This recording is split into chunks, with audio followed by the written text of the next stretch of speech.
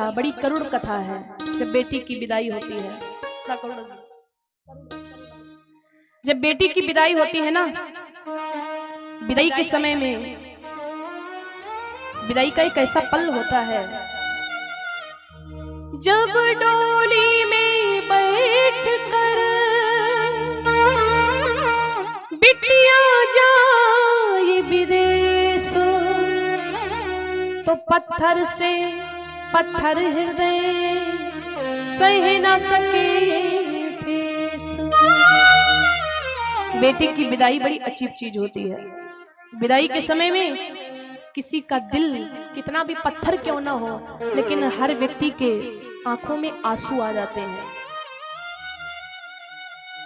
लोग रोने लगते हैं। बेटी की विदाई होती है, गांव वाले भी कहते हैं, कई कई बेटियां ऐसी होती हैं जिनको पूरे गांव वाले प्रेम करते, प्यार करते हैं, दुलार करते हैं, और वो बेटी जब चली जाती है तो सभी क्या कहते हैं, बड़ी अच्छी थी, कभी किसी से उल्टा नहीं बोली, कभी ऊंचे स्वर में किसी से बात नहीं किया, बड़ी अच्छी थी, बड़ी संस्कारी थी बिटिया।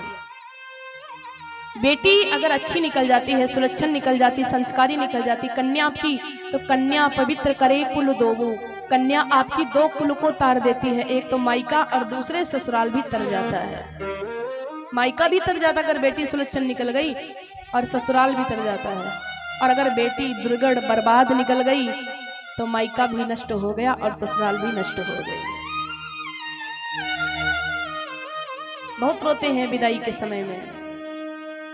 बेटी की ये शक्ति होती है कि मैंने तो यहां तक देखा है, बेटी की विदाई के समय में बेटी के ससुराल वाले भी रोने लगते हैं, सभी रोते हैं।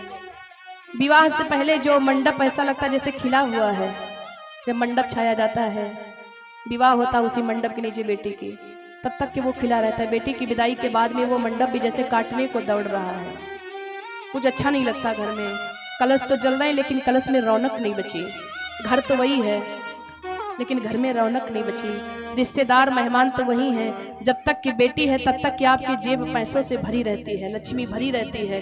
बेटी की विदाई हुई कि पूरी लक्ष्मी भी खत्म हो गई।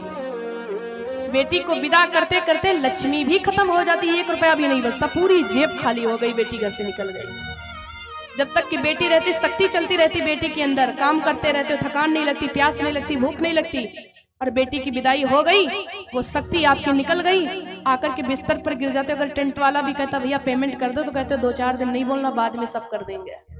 ना लक्ष्मी बची, ना शक्ति बची, ना ताकत बची, ना सामर्थ्य बची, कुछ भी नहीं बचता है, क्योंकि बेटी शक्ति होती है। रिश्तेदार मेहमान भी उतनी देर रुकते हैं